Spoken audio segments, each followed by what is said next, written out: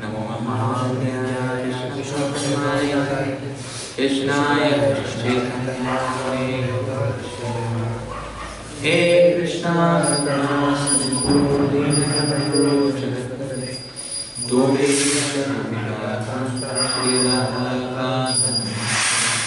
तप्तकांचनगौरांगी श्रीराधे वृंदावनेश्वरी विशुद्धानुसुते देवी प्रणमामि हरिप्रिये नीलाचलनिवासाय नित्याय परमात्मने बलभद्रा सुभद्राभ्यां जगन्नाथाय नमः पाञ्चाकल्पतरुभ्यश्च कृपासिन्धुभ्येव च पतितानां पावनेभ्यो वैष्णवेभ्यो नमो नमः। जय श्री कृष्ण चैतन्य प्रभु नित्यानंद श्री अद्वैत गदाधर शिवासादि गौरभक्तवृंद। हरे कृष्णा कृष्णा कृष्णा हरे हरे हरे राम राम राम हरे हरे। मूकं करोति वाचालं यत्कृपातमहं वन्दे श्रीगुरुं।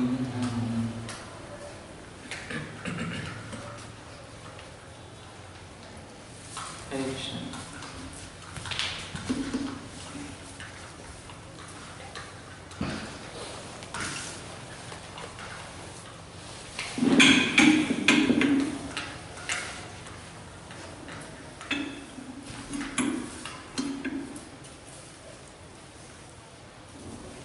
So today we will begin the discussion on Sankhya. Sankhya Gyan.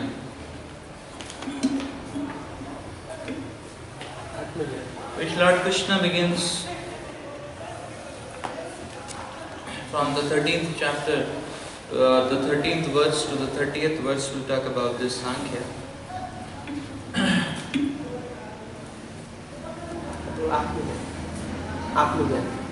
So it is also called as Sankhya Gyan, or the Atma Gyan, or the Gyan on Atma Tattva, or the Sankhya analysis of what is material and what is spiritual. So this answers Arjuna's question. This section answers Arjuna's question that all my relatives will die. So what is the outcome of this battle? And there Krishna is differentiating and talking about the eternality of the soul. So the eternality of the soul, and the eternality, the aspect of eternality is touched upon by adherence to the eternal principles of Dharma. So that is the connection. And the soul is eternal, but how to connect to the eternality is by following the principles of Dharma, which are eternal. And therefore these principles of Dharma eternalize everything, which means that the principles of Dharma create an everlasting or an eternal auspicious impact. And that is why, rather than worrying about the superficial concerns, or rather than worrying about the wavering material reality, better to worry about or better to relate with the eternal will by adherence to the principles of Dharma. Therefore, we should fight. So this is in crux the answer about, so the whole differentiation between material and spiritual, what the Lord is doing right now, is to bring out this point, or to drive this point, that anyways all of us are eternal. It's not that we are temporary, but we are eternal. Only we need to learn to relate with this eternal will. We need to learn to situate ourselves in this eternal realm. And the only cue which we have with us is the eternal principles of Dharma. So therefore do not worry, Dharma is always going to create an auspicious impact in the overall world. That is why, stick to the principles of Dharma and fight. And don't get swayed off by external bewilderments. So this is the import of Krishna's message. The thrust is connection to eternality.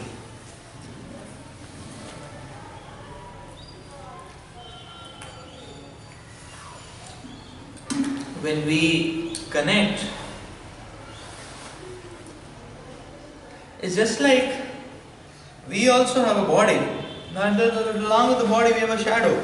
So if we connect to the shadow of the body, which has the same form as the body, and which belongs to us, because we can see, we move our hand, our shadow is moving, we can see that, is it not? But if we start relating with the shadow, it's a mistaken life. So the experience is always going to be empty.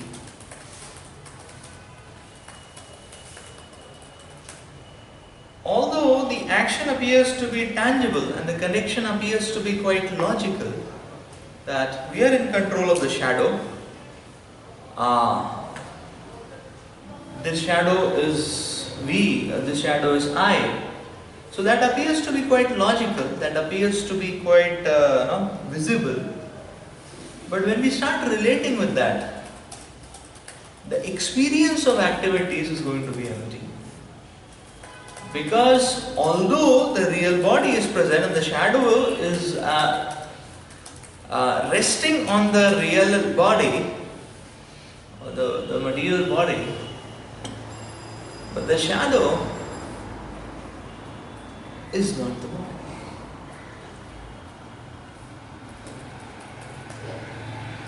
So this is the import of the Sankhya or the Tattva. Sankhya means basically differentiation between material and spiritual.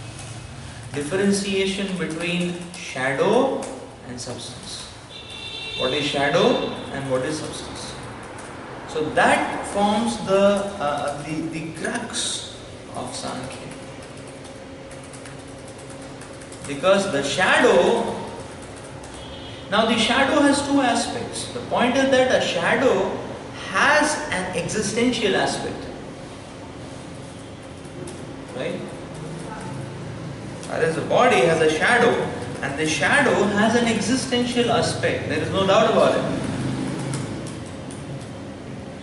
But the shadow has an empty, hollow or illusory aspect associated with it also.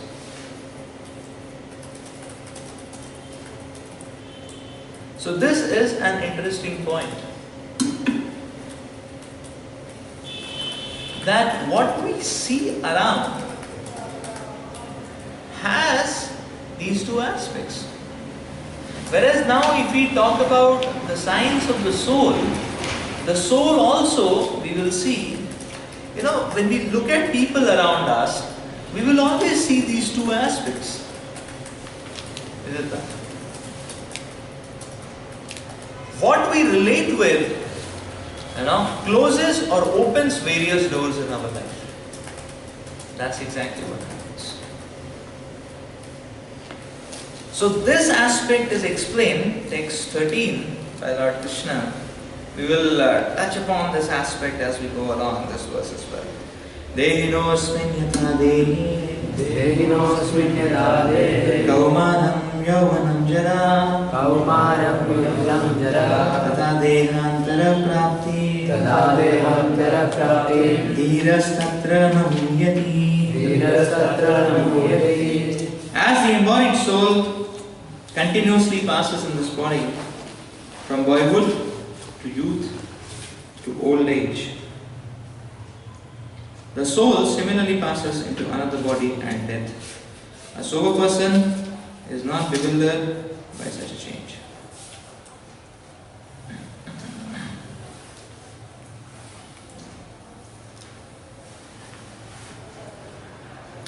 Since every living entity is an individual soul, each is changing his body every moment, manifesting sometimes as a child, sometimes as a youth, sometimes as an old man.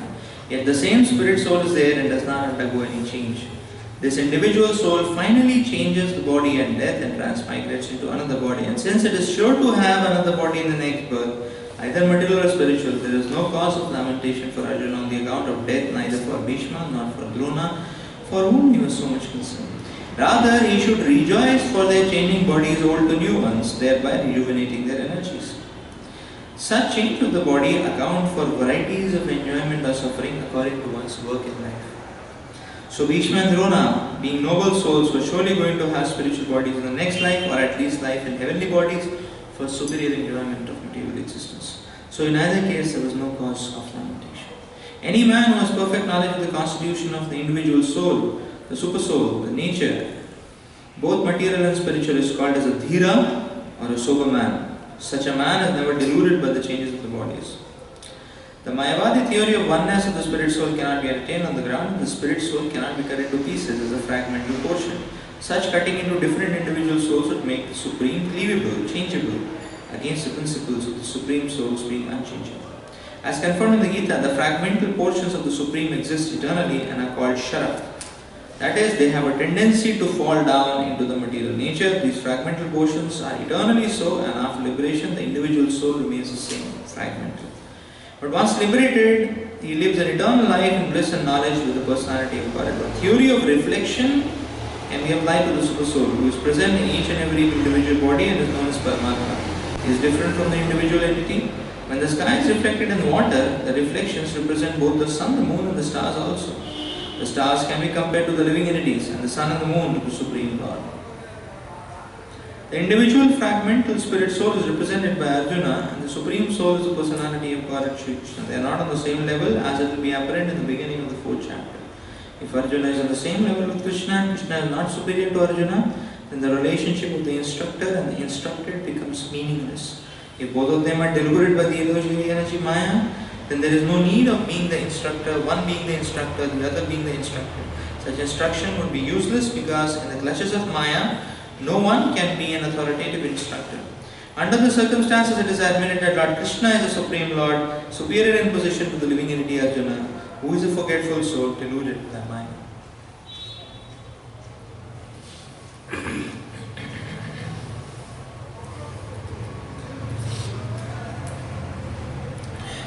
So here,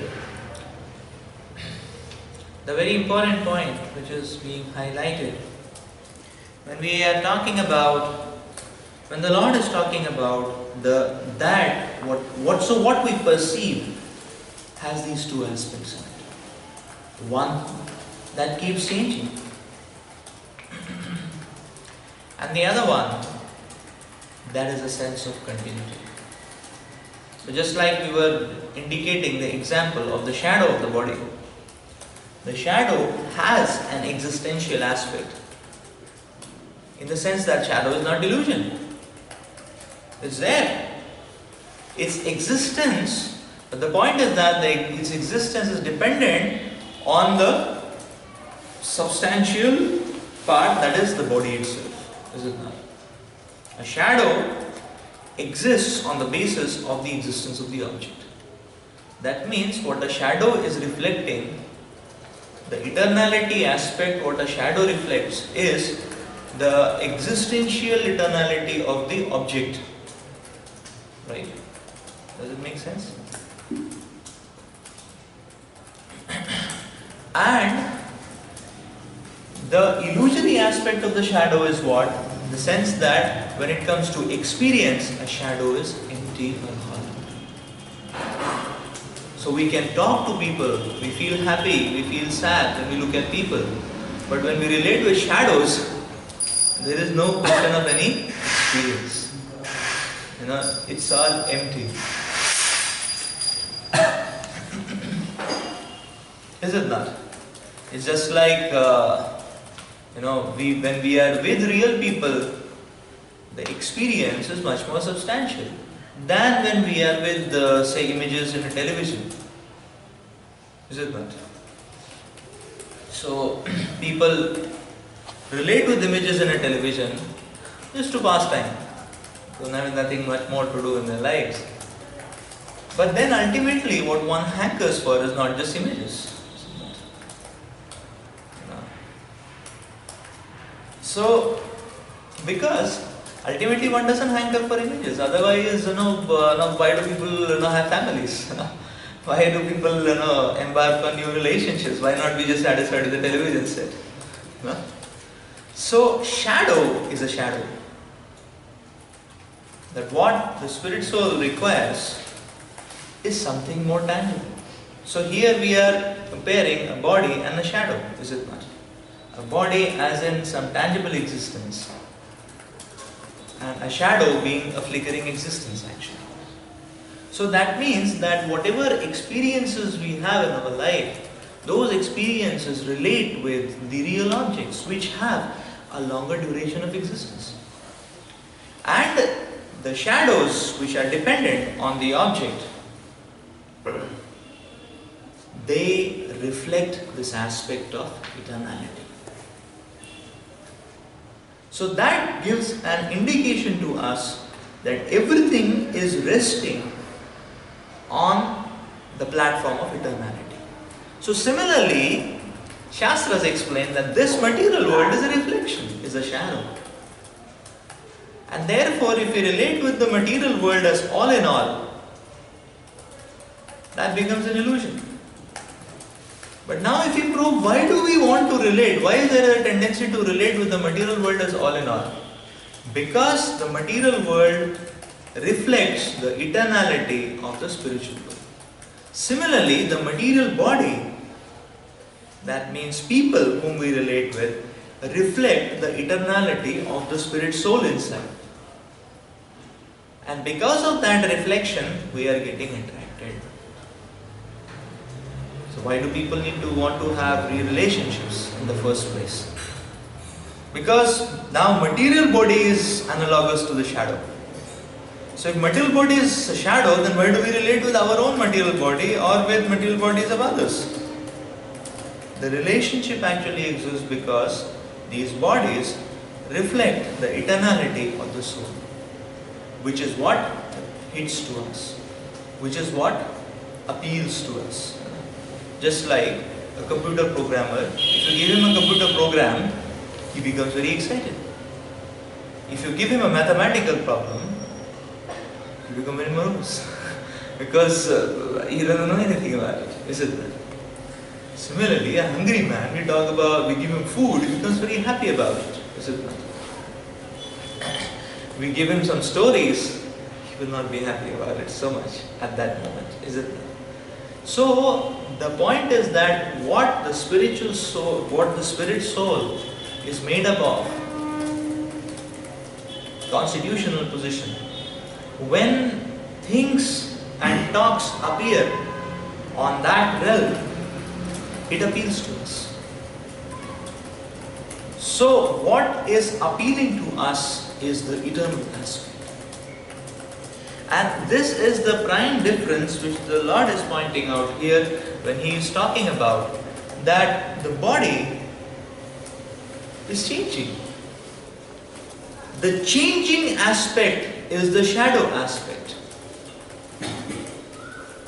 So what we perceive in the world is always going to be a mixture of these two things. There is one changing aspect and there is one continuing aspect. So if we relate to the changing aspect, life becomes empty and hollow. Life becomes shallow. And if we start relating and identifying that which is continuing, if that we start catching and relating, start relating with and learn to connect to it, receive and emit signals on that platform, then life becomes substantial. So we gain roots. Therefore, we will see a purely materialistic dealings. Purely materialistic dealings are shallow. They are hollow. Is it not? They are very shallow actually. That means many times what people act on, what they speak they don't act on. What they act on they don't speak, And sometimes what they think is another thing. So everything goes in random permutations and combinations. There is no substance basically, is it not? Like for a materialistic person, even if he gives a legal documentation, still there is fear that we may get cheated, is it not? So nothing is substantial. Words, acts, it's very shallow because it's relating with shadows actually. Whereas we see when one becomes a devotee of the Lord and starts practicing Vaishnava principles, even words are very meaningful. One said, done. So that is Vaishnava culture, is it not? So even words become so meaningful. So this is how we can see that what we relate with, our whole existence becomes like that. Is it shallow or is it deep and meaningful? On a shallow platform, one will always be tossed apart by the tides. It's like, and because it's shallow, there is no recluse, is it not? Just like imagine if you are on a shallow ocean, like that. But then there are very high tides, and it's very difficult to save yourself. Where do you go? It's so shallow. You cannot go deeper and save yourself, is it not? So material platform is like that. That which is changing is shallow. That which is continuing is substantial.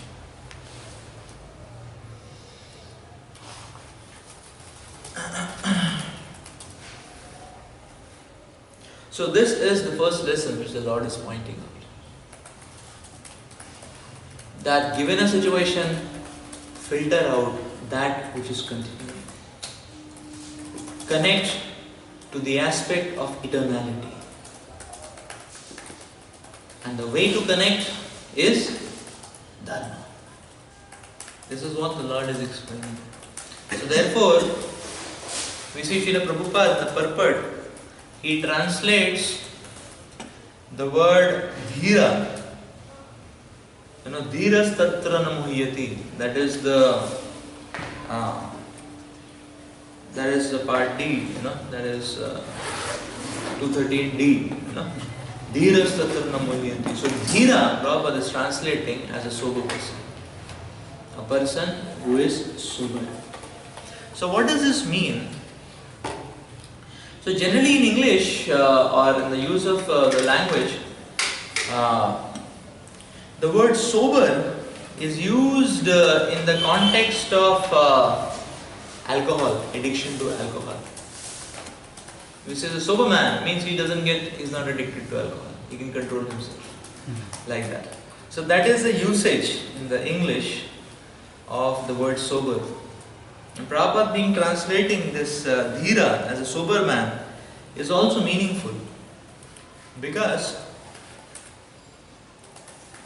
bodily consciousness is like an alcohol. Bodily conception is an intoxication actually. Because so we see that it is very addictive. This is one of the properties of alcohol, is it not? Second, it takes us into a completely illusory plane. And so it's addictive, that means it sticks on. Addictive has two features. One is it sticks on, secondly it's not easy to get out of it. And secondly, it takes us into a completely illusory plane. And thirdly, the net result is misery. And we can say bodily conception, all the three are present.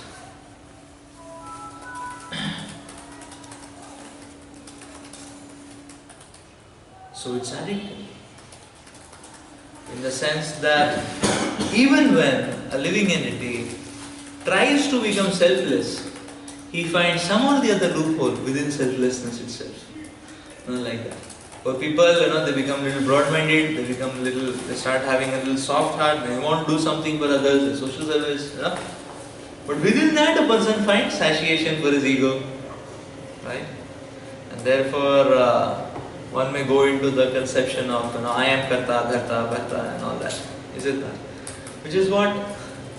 So, similarly, we as sadhakas also, we will see that practicing spiritual life is a path of emancipation. But in the pathway of emancipation, we get caught up somewhere into loopholes. Which means that the material life is one thing, we give it up. Many times you just slash it off.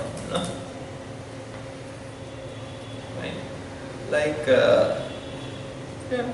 many times like say aspirations to go abroad. Many of us have just slashed it off. It's not worth aspirations to some very, highly successful profiles or highly, materially dynamic profiles. Many things you have just slashed it off.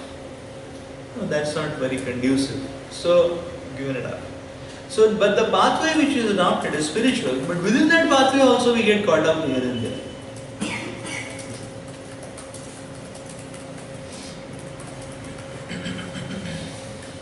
So, this is the meaning of intoxication. It's addictive.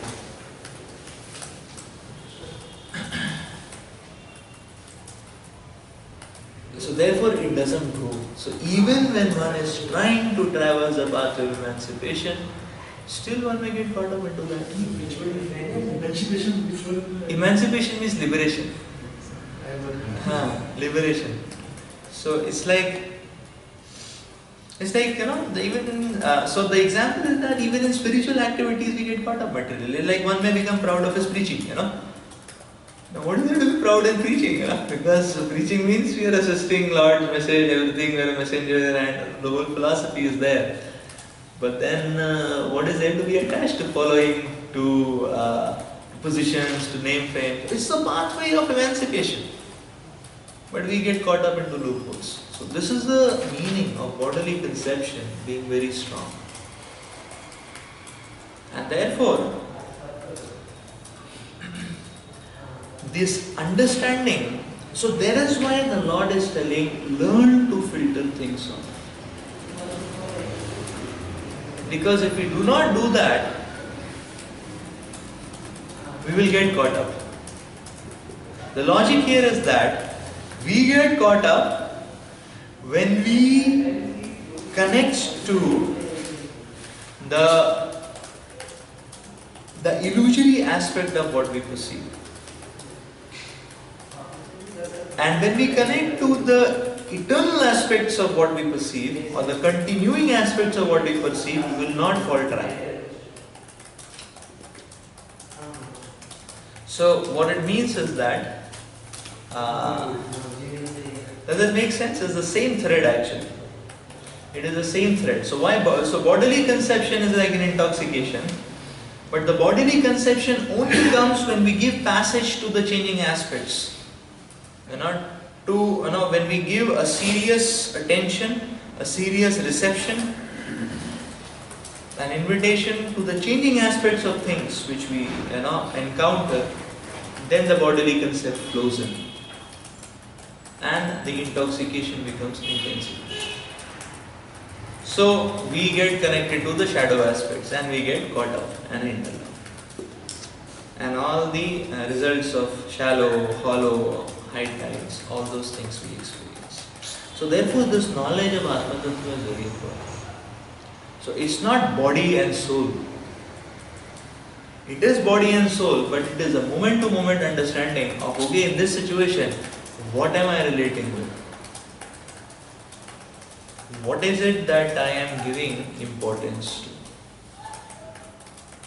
So it's not so many times when we hear this verse, we may feel that Krishna is a little insensitive in the sense that Arjuna is speaking that Bhishma and Drona will be killed, and Krishna is telling, come on, everybody is an eternal soul. Don't worry about it. Why do you worry about it? Their soul. The soul is not cut into pieces and all that, but you are seeing they will get cut into pieces. And it appears harsh. But why is Krishna thrusting? So Krishna's speech has a thrust here. And that thrust appears to be insensitive.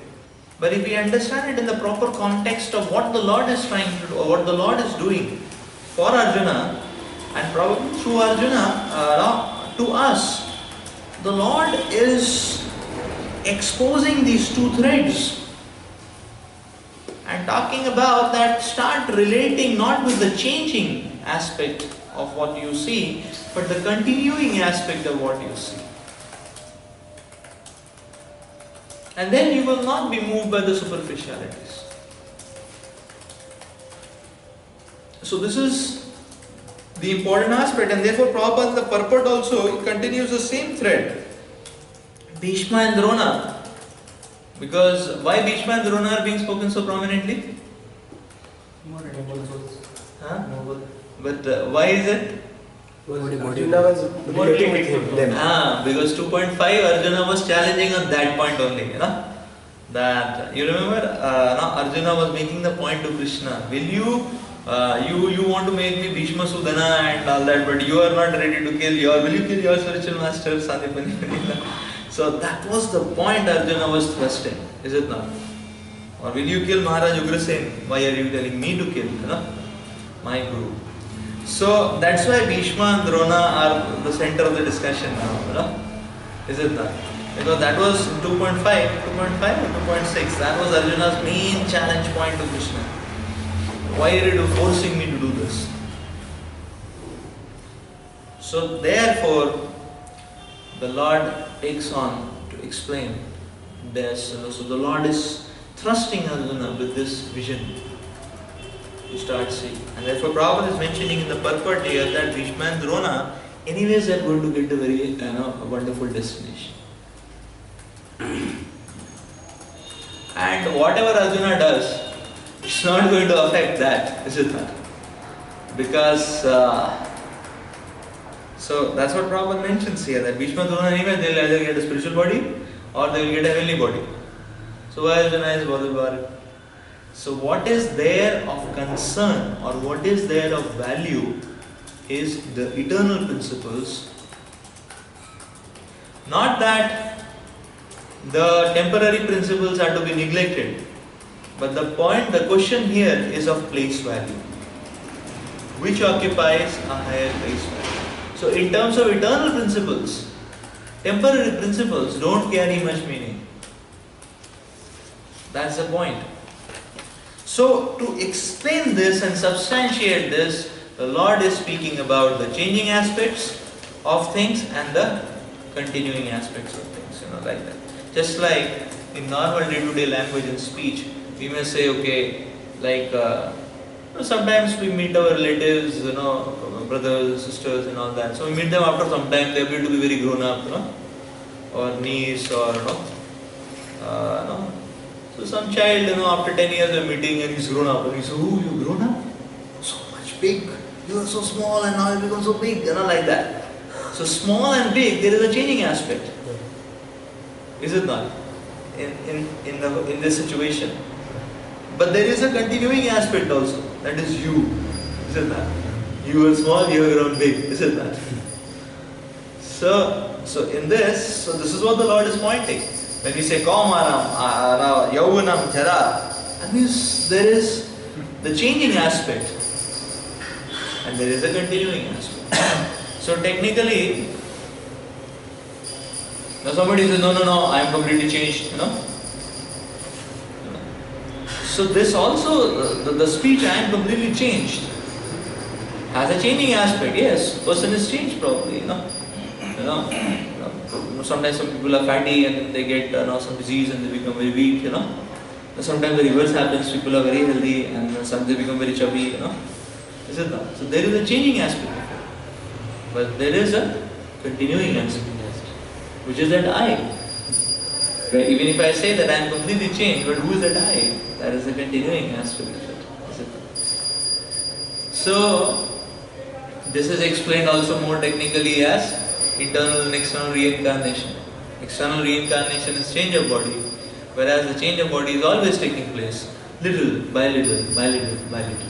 And that is called as internal reincarnation. Is it not? A constant change. Right? Just like this laptop. If there is some problem, I can replace the battery, we can replace the hard disk, but it still remains Dell, like that. Is it not? But if I take it off, bring something else, it becomes Sony. Is it not? So this is external reincarnation, this is internal reincarnation. So what we perceive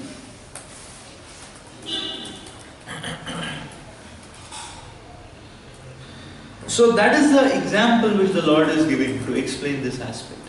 That given any situation, do not relate with the changing patterns, relate with the continuing patterns.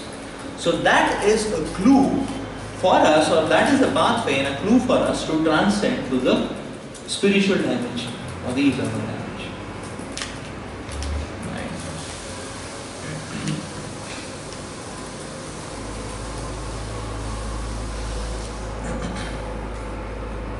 So that concept, can you explain? Like you told me, why then we feel material attraction with each other? You told that because it is based on soul. Yes. So can you explain in terms of body and shadow this same concept? Like soul in this. So can you Yeah. So we did explain that, say, TV images are shadows. You know. So we don't base our life completely on TV images. People have friendships. They marry. You know. They have family. So they relate with real people and not just shadows, is it not? Like that is the TV set, is it not? So this is the meaning that yes, there is some amount of attraction in a shadow, because the shadow is based on the actual object, which is eternal. So the attraction towards the shadow is not the shadow or the illusory temporary changing aspects, but because it reflects some eternal aspects, it's resting on some eternal aspect, that is what is attracting us. So therefore, an intelligent person, a dhira, he controls the urge for that intoxication, you know, or that irresistible drive for clinging on to shadow, but understand that it's not the shadow which is appealing, but the eternal aspect. Let's relate with the eternal aspects. That is the intelligence which the Lord is kindling. Make sense?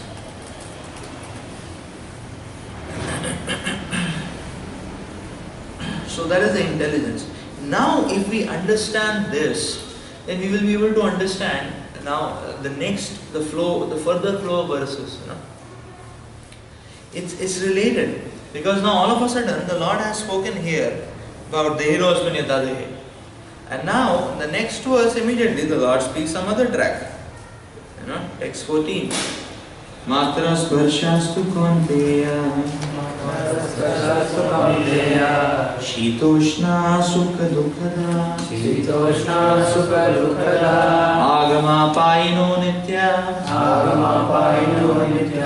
Tam stitikshva swabharata. So here what the Lord is telling, tolerate. Abhi tolerance kahan se aa gaya, na? All of a sudden, so the Lord spoke about, you see, the Lord spoke about what? The body and the soul, is it not? But okay, that there is body, kamaram, yavanam, jara, and the body keeps changing, and therefore the body changes after death into new body. So why are you worried about it?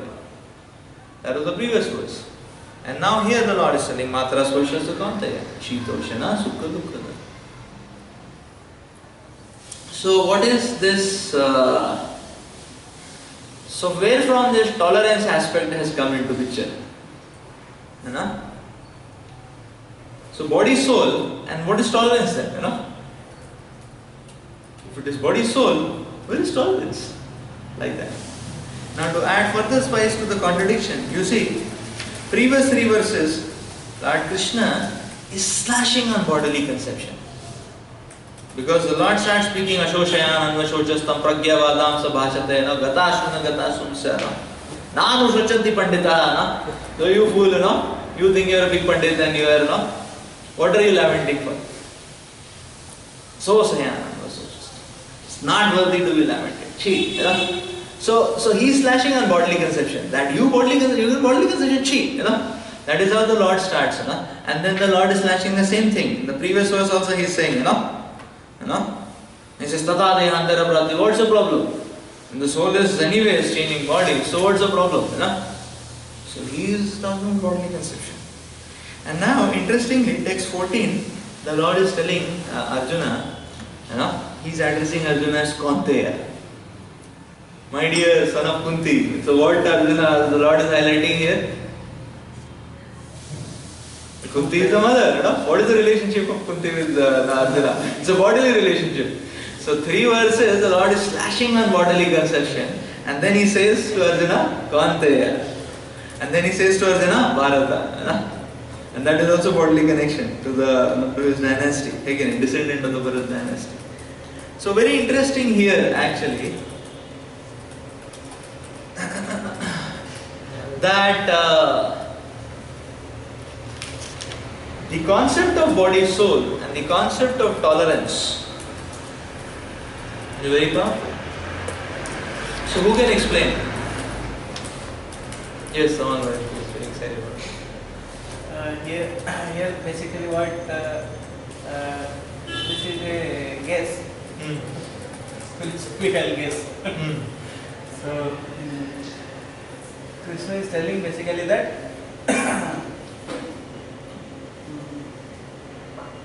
that you have to do your duty of fighting, and they will die.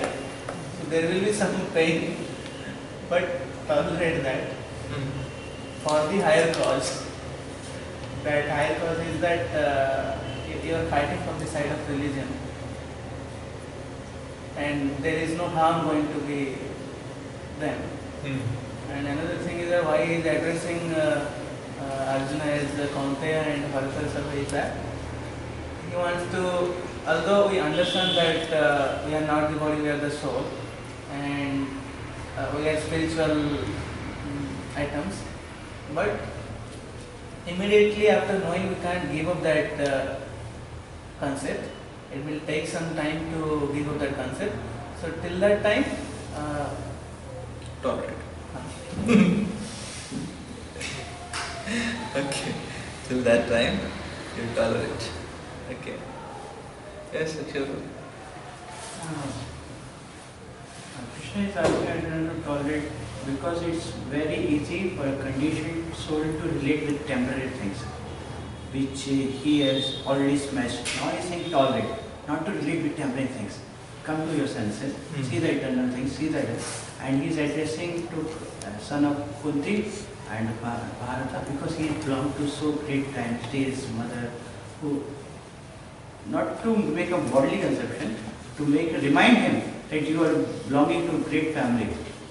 So you also act on the eternal platform.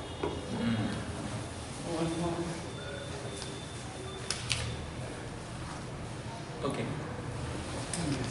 Just similar to what Tamil Prabhu told, that if you are not able to act on such a high level as understanding spiritual, not able, you are able to see only the body platform, only thing which you can do is tolerate that. Okay. Which you can understand and do, like very close to what Tamil Prabhu told. Yes. So it's very interesting here. The interesting aspect is that, you see, so now the concept of tolerance relates with the concept of bodily conception being an intoxication. Because bodily conception is an intoxication, it will not leave you so easily. Is it not? Therefore, one will be facing a thrust. So Arjuna is facing a thrust. And that thrust is that blowing in the high tide of emotions which is coming actually, is it not? And here the Lord is making the point that when we start, so the understanding is what? That coming to the spiritual plane is a culture, is not a one-shot connection. That okay, now I have become spiritual. Now I am just thinking and acting on a spiritual dimension. It's a culture. It's a culture. So when we talk of culture, then we are always in a midway position, is it not? There is a thrust towards the previous intoxications which we have, which is the bodily concept, and so there is a tendency. That's why the Prabhupada in the purport, you see, he talks, living entity is what? Shara, eternal, but prone to falling down. That is called as Shara. So that means there is a thrust. But then, so tolerance is not, now this also gives that there is a thrust which is there, but at the same time we start getting supports from the eternal principles, so that we can hold on to the lower tendencies and stick on to the higher principles. So tolerance is not a one-sided thing actually. But many times people relate only with one aspect of tolerance. Somehow or the other resist yourself and say no to Maya. So tolerance is not just saying no to Maya, but it says say yes to Krishna also. Then you can say no to Maya. Is it not? So the positive dimension of tolerance is very important actually.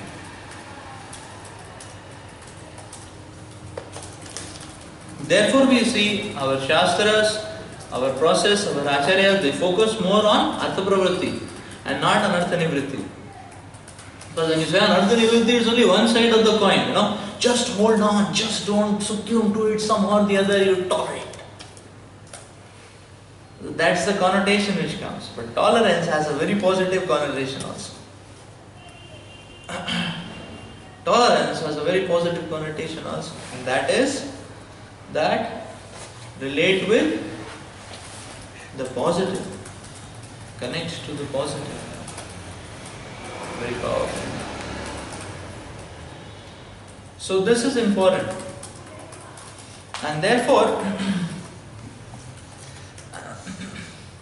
so this is what the Lord is pointing out here, you know, so powerfully and so prominently, that we will see that, so sometimes, you know, people feel that tolerance is, you know, a sign of impotence, you know, you just cannot do anything, you know, so you just tolerate, you know. So sometimes people feel like that, you know. You just tolerate, you know, like that. So tolerance is a very powerful quality and it has to be understood. Because when we say holding on, it's only half aspect of tolerance. Rather, holding on is the effect. How you can hold on from doing or succumbing to a thrust or a pressure or a force when you connect to some support. Is it just like the wave, when you go sometimes bathe in a river and the flow of the current is very strong. In general, if you go a little deeper, the flow of the current is strong. So how will you hold on? So the focus, the flow of the current will sway us off, but if you are holding on to a chain, that will protect you. Is it not? So the focus is hold on to the chain. Is it not? And this chain, so material world is like this river. And sometimes people for a chain, they go to bathe in it, but then the river current is, you know, and then for adventure, they go deeper, you know. Because the water is only till here, and no fun and no joy, is it not? Like one time we went for a students' camp to this area of Balasur. So there is this ocean. But then 10 kilometers you walk inside the ocean, the water level will reach from your ankle to your knee point, you know? Like that. So first of all, our students were there, 4 hours there was no water, you know? There was only sandy, you know, wherever they were looking it was only sandy beach, you know, like that. And boys were really frustrated and what to do? There was nothing else to do. They had to hear the lecture which you were giving, you know. And lecture was continuing. After 4 hours water came, everybody so excited. High bowl, you know, like that. And then finally they were not able to sit. They were not able to sit in the class. So finally I realized, you know, so sometimes, you know, that, you know. So therefore in honorary style I ended the class, you know, and everybody ran, you know, towards the, you know, they were not waiting for kirtan also, they just wanted to go. But when they were going, the water was so less, you know, like that, that they stood and there was no water, there was only till this point, you know. And they sat down, there was no water, it was till this point, you know. And they were lying down, the water was only to this point, and it was not going further, you know. And people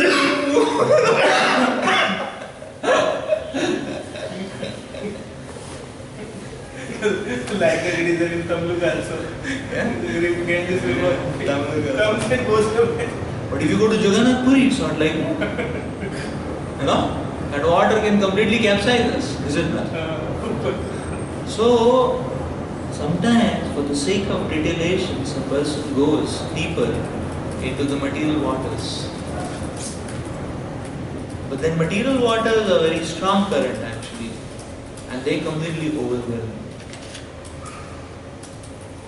So not that we go inside the ocean and then we say, okay, tolerate the waves. What can be done? Now you are in the ocean. The question is, who told you to go inside? Is it that? Now unless I am already inside, then what to do? Then the Lord is giving the chains of dharma. Is it that? And those chains have a limit. Is it that? Like you go to Haridwar to take bath, the Ganges, there are chains, like that. But the chains have a limit. It only comes from that point to this point. Beyond that, we are fully, in the lap of Maya. So nothing can save us. So therefore, dharma also gives limits to what one can stretch oneself. Is it?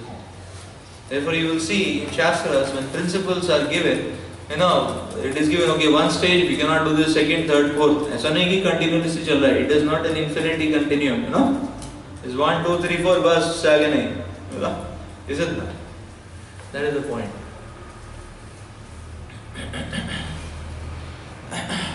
Like say, okay, what we can eat? We should eat only prasad, like that. But sometimes, we are hungry, we are outside, nothing to eat, okay, then we can eat something, offer in the mind, this, that, But then we don't start eating non-veg, Is it not? We don't start eating beef, There is a limit to what we can go, is it not? So dharma are like chains. So tolerance means that keeping focus on the chains, not letting the focus go off from the chain, that is the import of tolerance. Not figuring out how strong the waves are coming now. Right? So therefore, tolerance, because what things are happening to us, if we just focus on that and if we say, okay, tolerate it, like that is not going to give a solution. The permanent solution is emancipation. When we come out of it, is it not? Like we are being battered by the wave, the solution is come out of the ocean, is it not? Don't just keep playing on there. Right? So how to come out? What will take us out? That's tolerance. So tolerance is used or should be used in the context of keeping our priorities intact. That okay, whatever we have done and whatever has happened and wherever we are, that's fine. To understand that is honesty. But to keep a focus that now from here, how can I get out of it? That is what the Lord is talking about when He is saying Matra Sparshas to Kante. So why Shitushana are not to be taken so seriously? Because there is something higher which we can do in life. Is it not? So therefore, just like, say for example, sometimes when we travel in the rickshaw, or sometimes that fellow cheats. So he takes us on a long route, he has taken more money or he has made his meter as faulty and this and that. So in general, so now if say suppose one's train is getting this thing and one is in a hassle, it's a 50 rupees question, less or more or things like that. So should one continue the fight or should one leave it and go? Because that is a 1,000 rupee question, It's a 1,000 rupee ticket on stake, isn't that? So in that case, one may leave a 50 rupee, quarrel and try to settle it off and run for the catching the train, is it not? Right? So that is called as keeping priorities intact. Not that when one starts fighting with the with the taxi wala over 10 rupees, the train is gone. Is it not? So that is important. Materialistic life, what happens is that whatever priority one makes, like that, the material world is so amazing that something little bit pops up and a person clings to that little bit, leaving the actual priority. Right? And then that little bit becomes priority, and within that something else comes up and the person leaves that and takes on to that. And you see material life always follows like this, is it not? Like people, they study so much for these competitive examinations, and then they come to IIT. But after coming to IIT, they forget they have to study. People stop studying. Isn't that? And the results are also evident, because when the placement time comes and people really face a brunt of it, they have never studied software, they have never studied anything, so hard, and they're just seeing, companies are coming and going, and nobody is relating with them, like that.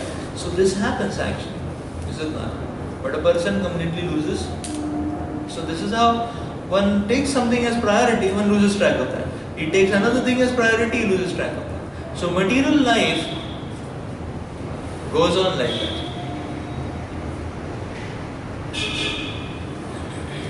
So therefore, tolerance is not impotence. Tolerance calls for an alertness.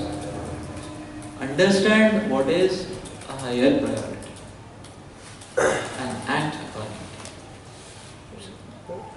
But there is a difference between these two things happening. One is current of illusion, one is heat and cold. The heat and cold is not our mistake, na? That is like it is sure to come. But current is in our control. If we don't enter too much into matter, No, it will not.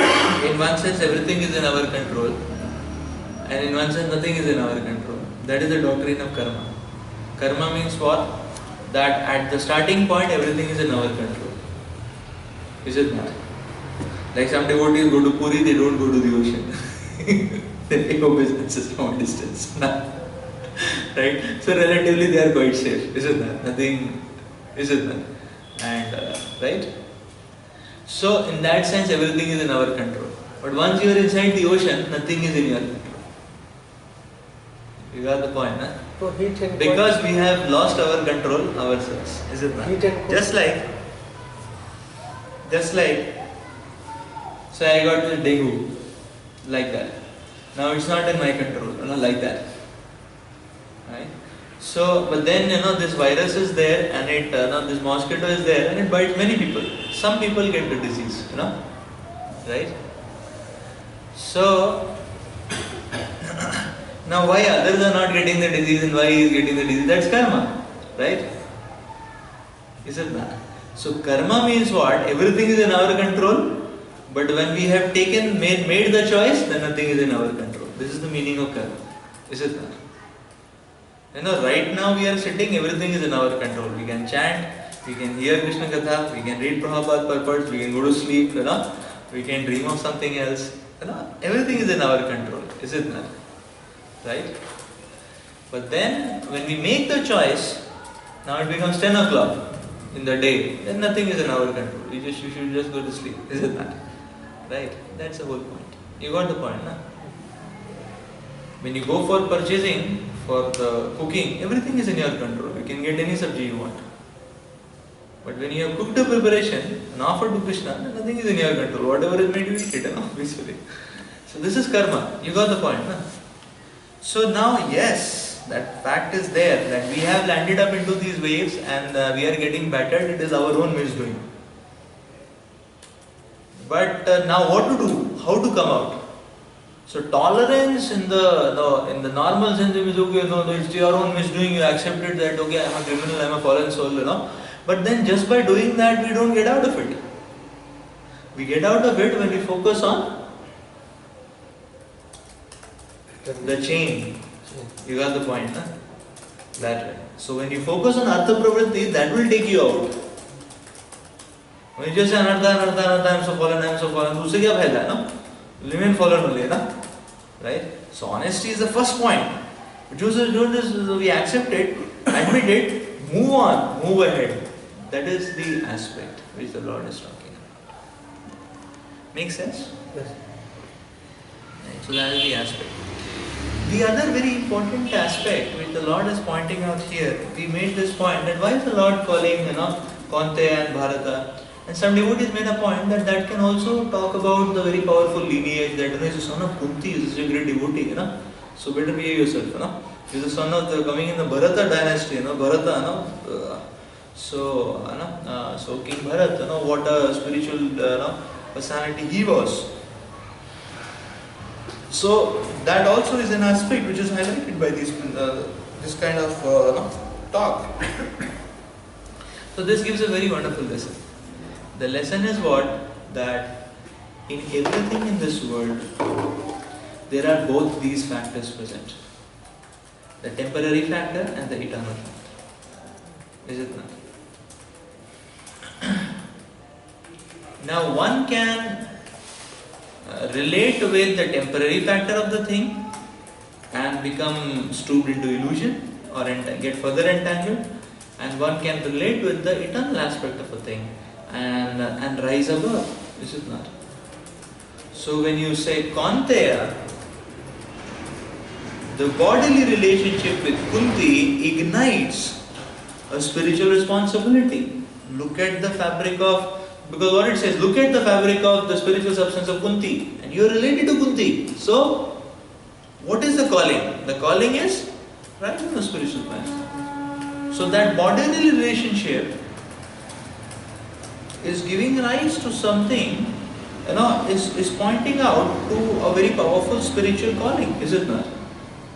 Similarly, that bodily connection to Bharata is calling out for a very powerful spiritual call, is igniting a very powerful spiritual calling, is it not? Which Bharata is being referred here? Huh? Which Bharata is being referred here? Jada Bharata? No. Then. But not as Jada Bharata. When they say Bharata, it refers to Bharat Maharaj actually. No. Jada Bharata only, but in his previous birth. It refers to Bharat Maharaj. And after whom the whole thing is named as Bharatvarsha. So that's what I understand of it. So does it make sense? That the same thing one can use and get, the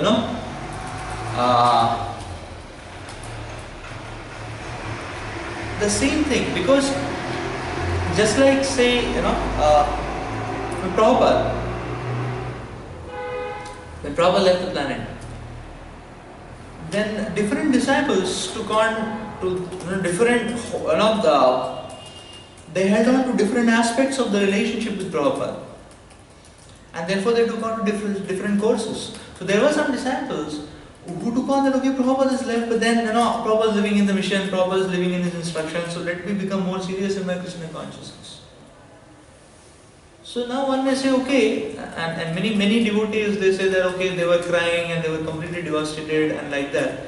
But they use that tear and that connection to rise, because they connected to the spiritual aspect of it, the eternal aspect of it, of the relationship, isn't that?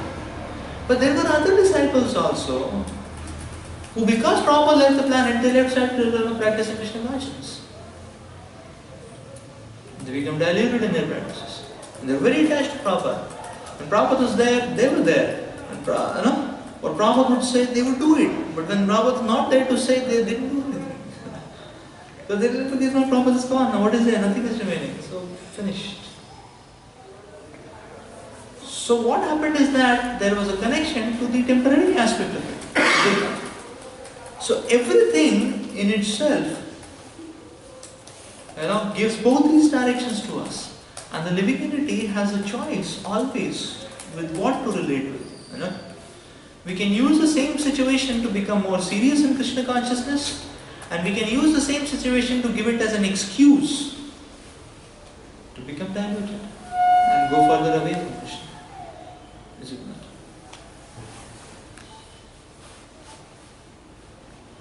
not? So therefore we see that this choice is there everywhere, and that is why the Lord is thrusting next so many verses. The Lord is going to talk about body and soul, and body and soul, and many times you wonder, verse after verse, body and soul, But the Lord is trusting this principle that in everything you will find these two aspects: the temporary, the illusory, the flickering aspect, and the eternal aspect. If you relate with the eternal aspect, you will rise higher on the spiritual realm. If you relate with the temporary aspect, you will fall back, shara, one step back or deeper into illusion. And this is happening in our lives always, all the time. Always and all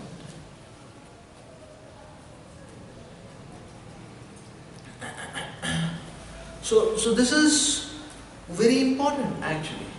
And therefore the import is that, what we can do, we should take that. And that's why the Lord is telling, be patient. Chaitanya Chandra gives a nice example. He gives the example of a leech. Then the leech clings onto the body, you will see. Now if the leech has clinged onto the body, it is a very strong hold. And if you want to take it out, it doesn't come out. It will rip off the skin also, it will not come out. But if you understand what the leech wants is to suck some blood. It has a container, and that container is filled, you just tap, the leech will fall off. But till the time the leech fills its container of blood, till that time it will not go out. It will rip off the skin because its hold is very strong. But it doesn't pain also, no? It pain a lot if you want to take it out, when the leech is. Otherwise it will not pain. When you allow it to drink, uska gota ho gaya. Then you do a poo, it will go off. It's like it will go off.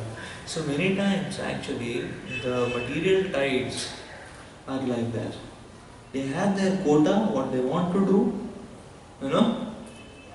that much they will do. You will not, so we be patient and focus on something what we can do. Like that. So that is the meaning of tolerance. Just be patient. Don't just try to take it off immediately, like that. Take off what, bro? Take off the leech. So leech means material tribulations. Leech means disturbing situations, provoking situations in our life, like that. And many times helpless situations in our life, Just like I was ill, 15 days I was on the bed, couldn't do anything. I had a lot of plans, so many things to do in life, like that. But then what you can do, whatever we can do, at least, then that's all, So I met Acharya Prabhu, he was quoting that, sickness means, more chanting, more hearing and writing books. Writing books. So he asked Bhakti Purushottam Maharaj, Maharaj, I see you writing, every year you write one book, like that, so many books you write, how you are able to travel, preach, and still write books and all that. And Bhakti Purushottam Maharaj gave a very interesting answer he was telling me. He said that, Maharaj said that, what to do, I become ill every year, every year, and in my illness I cannot do anything. I cannot move around, go around, do preaching programs and all that. So all I can do is that be at one place. So I write.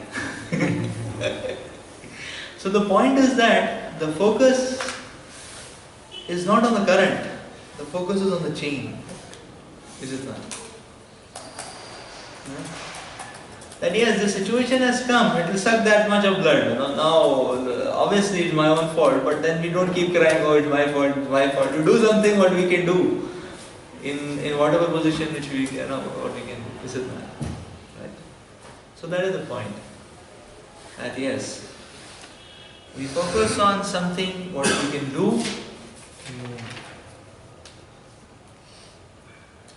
Takes 15.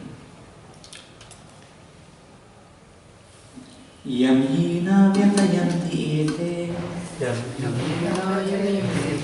Purusham Purusharsanam Samadhuka Sukham Dhiram Somritatvaya Kalpate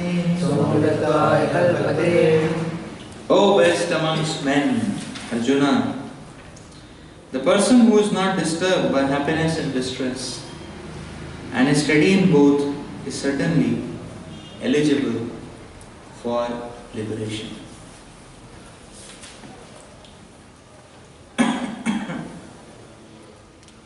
Certainly eligible for liberation. So here very interesting. Here the Lord is telling Arjuna, calling Arjuna as what? Purusharsa, the best amongst men. So, now coming back to our previous connotation that why Krishna is talking Kanta and Bharata, this is short bodily conception, which the Lord is igniting. He's saying best amongst men. Some, like we say somebody you are like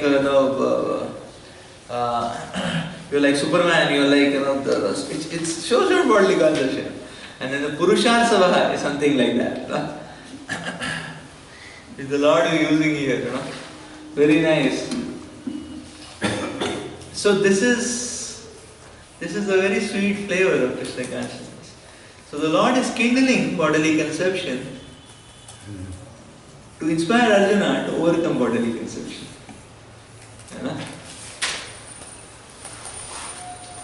Very interesting. The same, we use this in our philosophy always actually. Many times we just we appreciate a person. Many times we just glorify a person, and many times it kindles on many temporary aspects of the person also. But that inspires the person to give up those temporary aspects and relate to the eternal aspects by becoming more serious in Krishna consciousness. Is it not? Like that. So that's the whole point actually. Just like the other day we were hearing Prabhupada's lecture, if you remember, on Prabodhananda Saraswati, how to preach.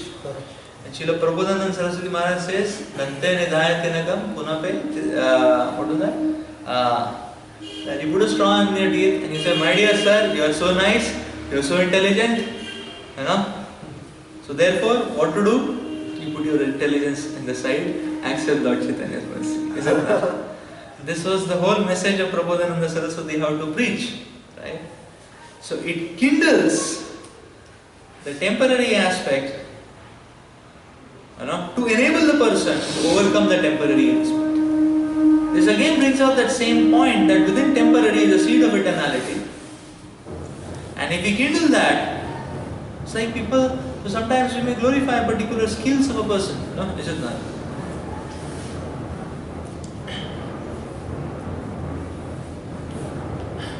May glorify skills of a particular person, and that may inspire him to take to Krishna consciousness very nicely, is it not? That way, like I was in second year, then Radhesham had come, he was glorifying my dramatic skills. He says, what drama you do? Wonderful, you come to Pune and do the drama, like that.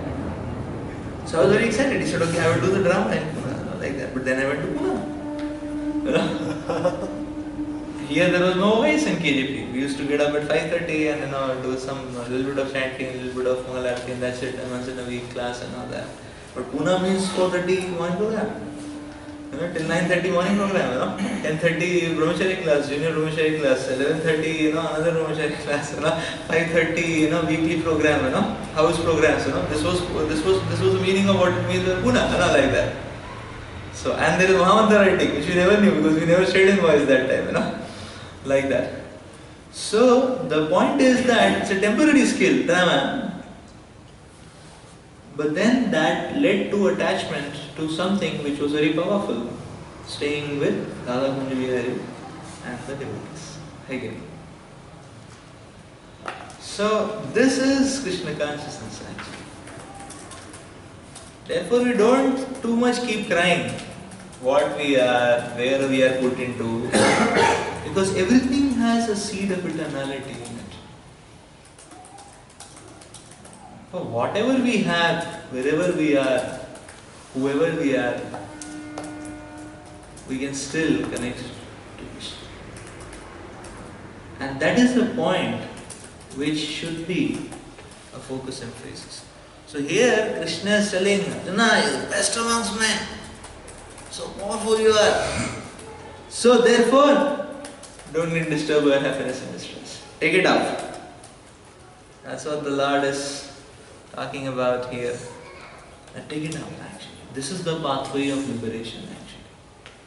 So therefore, liberation means connecting to the right thing. When we connect to the eternal principles or the eternal aspects or the continuing aspect of things, we are moving towards liberation. When we connect to the changing and flickering aspects of things, we are gliding down, getting more and more entangled. So this is the pathway which the Lord is pointing out here at the beginning of the understanding of Tattva Jnana. As Prabhupada explains in the purport, let us read the purport, 215 here, this one.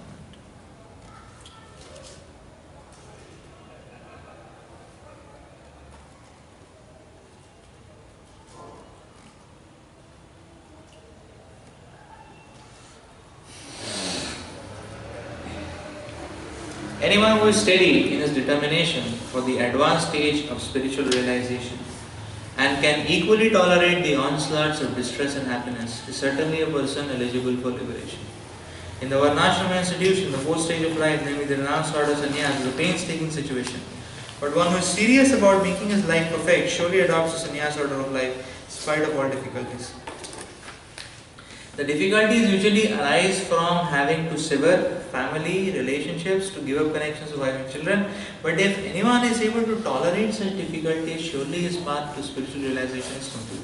Similarly, in Arjuna's discharge of duty as a Kshatriya, he is advised to persevere, even if it is difficult to fight with his family members or similarly beloved persons. But Chaitanya took sannyas at the age of 24, and his dependent young wife, his own mother, had no one else to look after them, yet for a higher cause he took sannyas and was steady in the discharge of higher duties. That is the way of achieving liberation from material bondage.